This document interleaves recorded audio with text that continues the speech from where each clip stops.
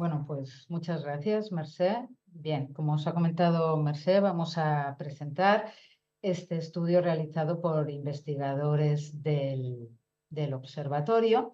Voy a compartir la presentación.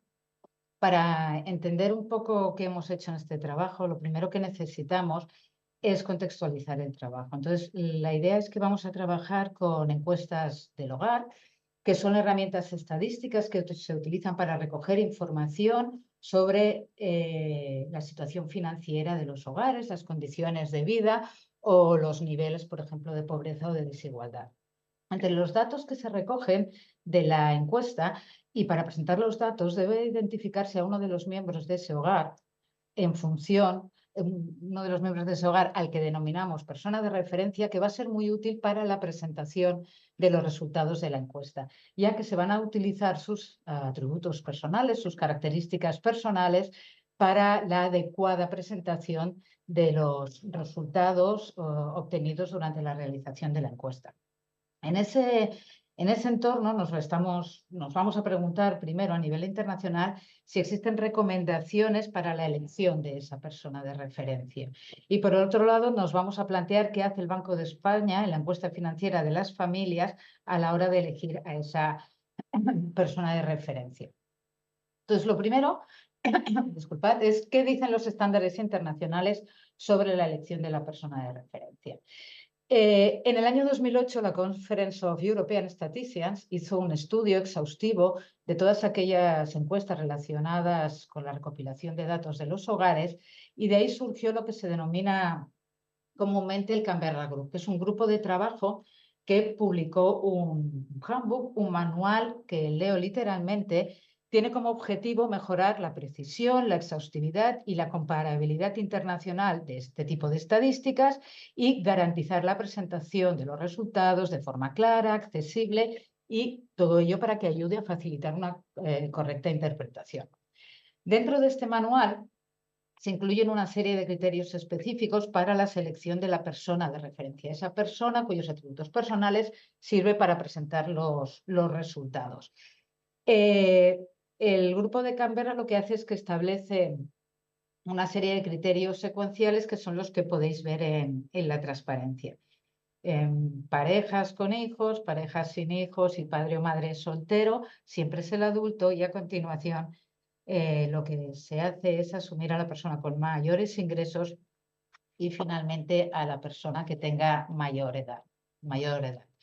Por otro lado, el Banco Central Europeo presenta lo que se conoce como la persona con conocimientos financieros, que es aquella persona a la que se le presupone un mayor conocimiento sobre las cuestiones financieras del hogar, tanto a nivel colectivo como a nivel individual. Podríamos decir que esa es la persona de referencia a priori.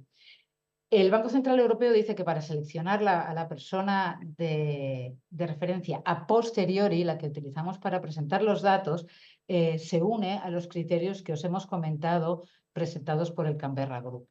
¿Qué sucede? Que obviamente para eso se necesita conocer los datos recopilados de la encuesta. Por tanto, lo que nos ocurre es que la persona de referencia definida al inicio de la entrevista puede no coincidir con la persona de referencia que se utiliza para recopilar los datos. ¿Vale?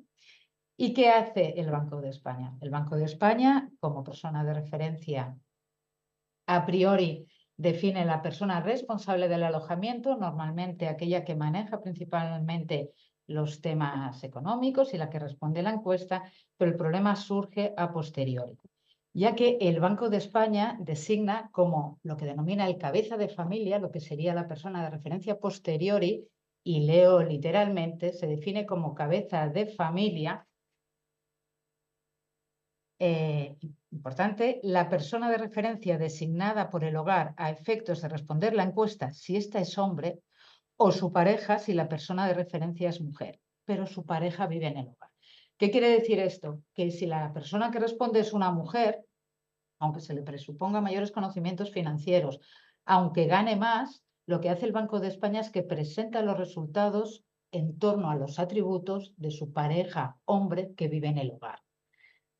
Obviamente, esto no cumple las recomendaciones internacionales del Canberra Group, por ejemplo, y por otro lado, obviamente, es un criterio que no se adapta a la realidad social española. Podemos decir que es un criterio anacrónico que lo que hace es que perpetúa el concepto de patriarcal, si queréis, de cabeza de familia, ya que, insisto, asigna al hombre de la pareja como representante del hogar sin considerar si la mujer que responde a la encuesta tiene más conocimientos financieros o tiene unos ingresos mayores.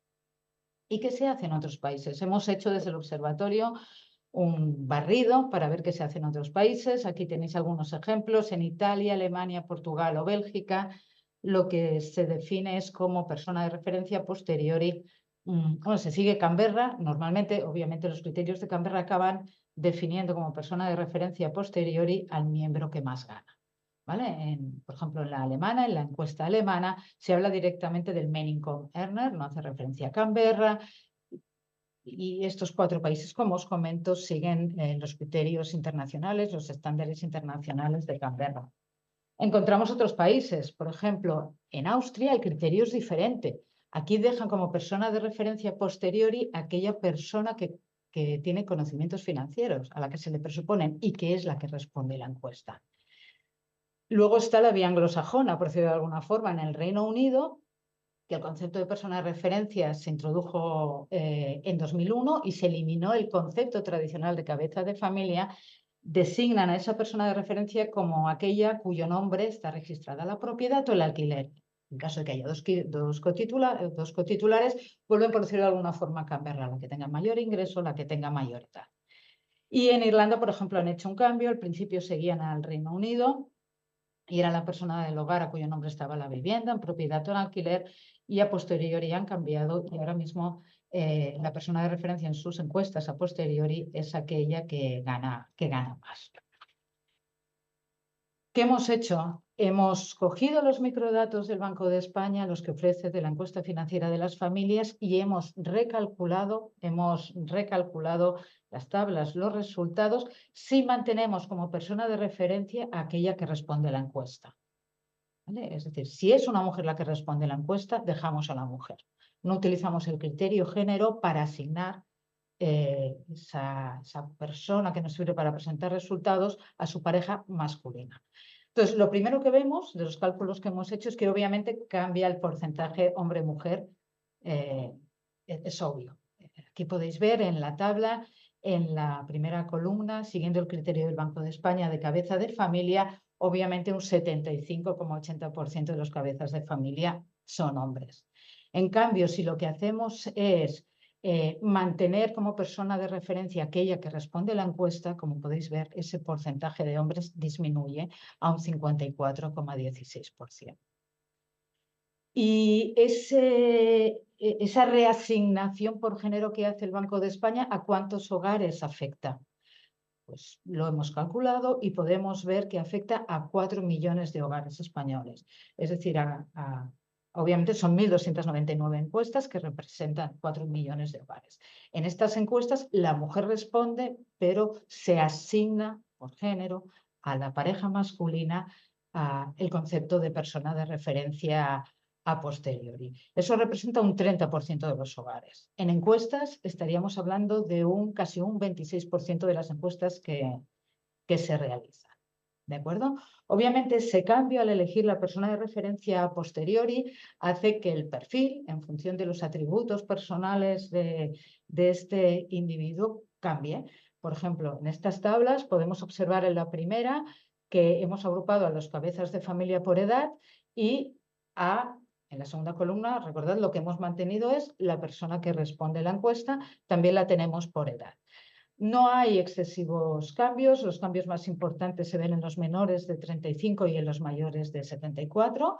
Eso se debe, hemos consultado estudios de nupcialidad del INE, a que en los matrimonios españoles hombre-mujer, la edad media del hombre es de media 3 años superior a la de la mujer. Si os fijáis, los intervalos en los que se presenta la edad son de 10 años. Por tanto, hay situaciones en que, aunque se reasigne la persona de referencia, ese hogar no cambia de tramo.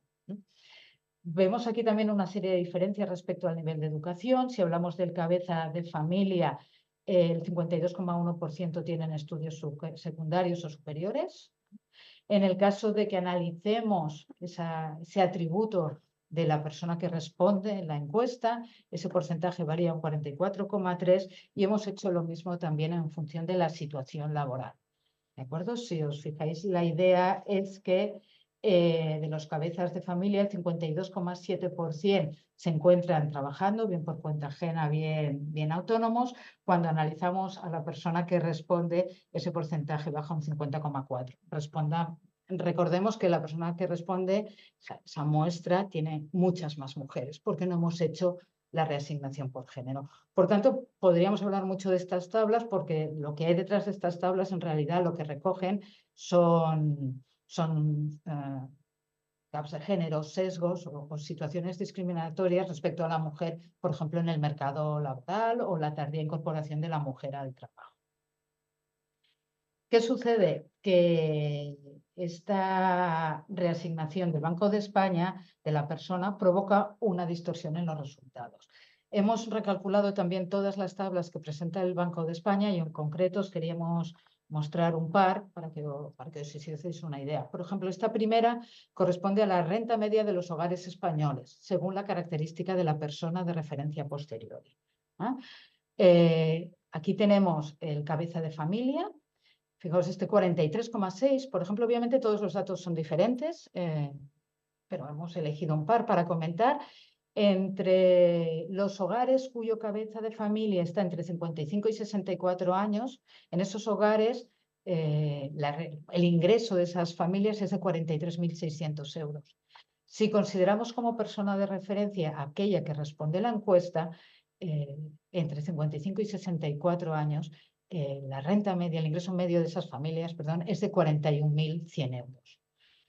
Otro dato, por ejemplo, si analizamos el estatus ocupacional del cabeza de familia, el 42,9% están empleados. Si lo hacemos de aquellos que responden a la encuesta, es el 44,5%.